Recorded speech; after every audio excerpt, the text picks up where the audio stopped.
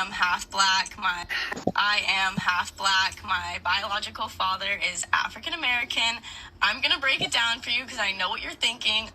This girl is insane. There's no way. She has green eyes, very light skin, and blonde hair. Like, there's no way.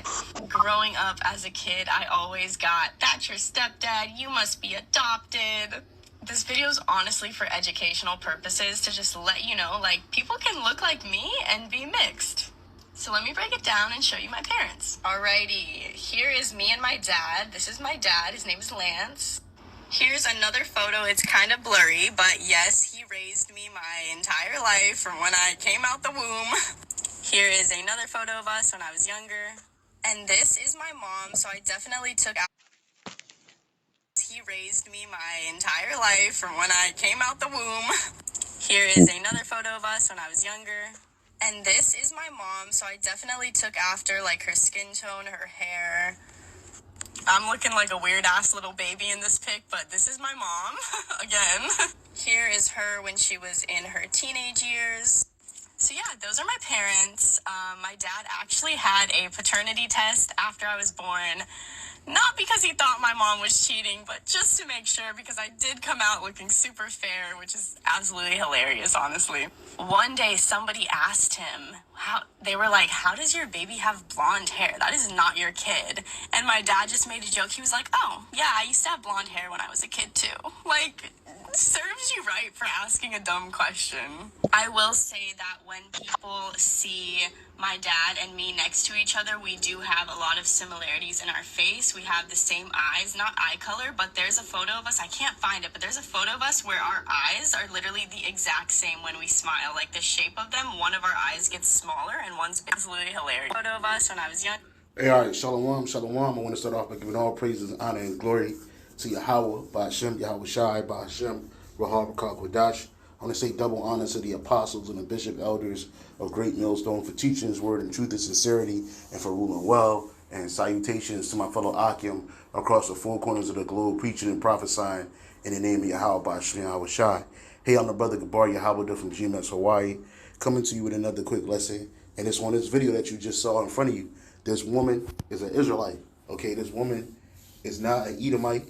Although most people will assume that she was an Edomite if you just look at her on face value, but this is her father, all right, and he's clearly an Israelite. She's probably a Gadite, you know what I'm saying? He looked more like a Gadite than he does a Judite, but let's, for all intents and purposes, it's an African American man.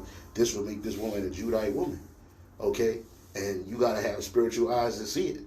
You know how many times we don't went through the scriptures and showed you time after time. You're gonna have Israelites looking like the other nations. From the apostles and bishops on down, they taught us this. It's in the scriptures. Okay, we were scattered amongst these nations, and we wanted to put on and act like these other nations. Well, guess what? Over time, not even a generation, you get Jake look like the other nations, man. And this has been happening for millennia. That's why you got Israelites scattered all over the earth that look like these other nations. You might think they're heathens, but they're not. All right, and this is the beautiful example of the wheat and the tare. This woman is a wheat. Hey, if ain't none of you brothers claim her, I'm claiming her. You know what I'm saying? She one of us. He's one of us. You know, there's another video I got. It's her and her sister. I guess her dad or whatever, and her mom not together no more. So he had another daughter, and that's her family. You know. And it's beautiful because a lot of people can't understand this, man. For all you Israelites that talk about all the Israelites are black people or all the Israelites are Latino people, bro, not everybody, like in the words of Apostle Gabar, not everybody's going to look like John Shaft, man. And you got to get that out of your head. We got to look and think on a level that Yahweh Ba'ashem Shai has put us on, man. We got to be men after the Most High's heart. And what the Most High says this is 1 Samuel 16:7.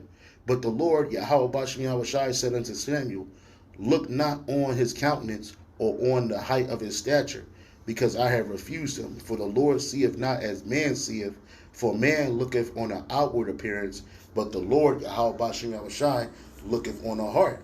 Right? Look as it leads he he looks at the spirit of a man. Yeah. Okay. It says, this is Job 10:4. Hast thou eyes of flesh, or seest thou as man seeth? If man only see the outside appearance. You know, this devil that's ruling over is Esau, Edom. He only sees on the outward appearance. That's why they used to have a one-drop rule. If your mother was a Jake, or if your father was a Drake, it's like you got to drop a Negro blood and that make you a Negro. That's because they only see things from the outside view. They don't see things from a spiritual aspect. They're not looking on the heart of a man.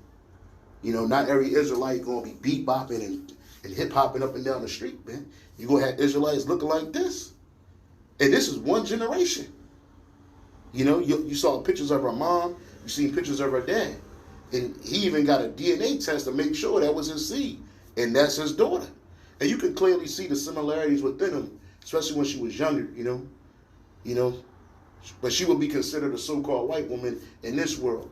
But we got to look like the Lord look. The Lord don't look on the outward appearance. He look on the inner man, on the heart. He look and see if your spirit's righteous. He look and see if you have a sincere spirit toward him. And like King David had toward him, but his brothers didn't.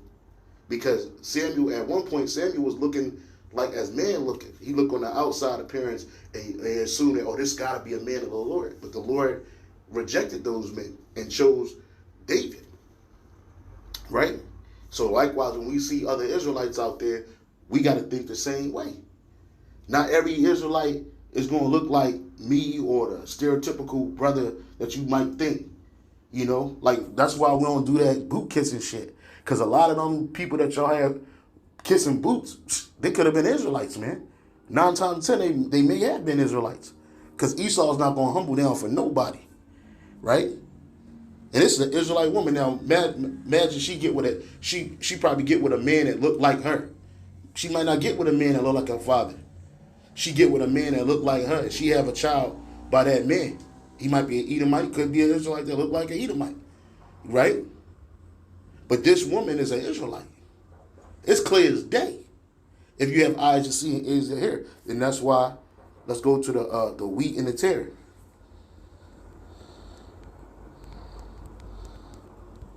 Right? Let me get that. Salakia. Right? This is the book of St. Matthew's. I know it's in Matthew's. Yep. This is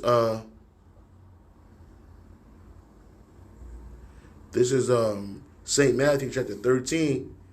And it's the parable of the wheat and the tare. Right? It says St. Matthew 13:24. Another parable put he forth unto them, saying, the kingdom of heaven is likened unto a man which sowed good seed in his field, right? But while men slept, his enemy came and sowed tares among the wheat, and went his way. But when the blades was sprung up and brought forth fruit, then appeared the tares also. So the servant of the householder came and said unto him, Sir, didst not thou sow good seed in thy field? From whence then have it tares? He said unto them, an enemy have done this. And the servant said unto him, Wilt thou then that we go and gather them up? But he said, Nay, lest while ye gather up tares, ye root up also wheat with them, right? Because because the wheat and the tare look the same.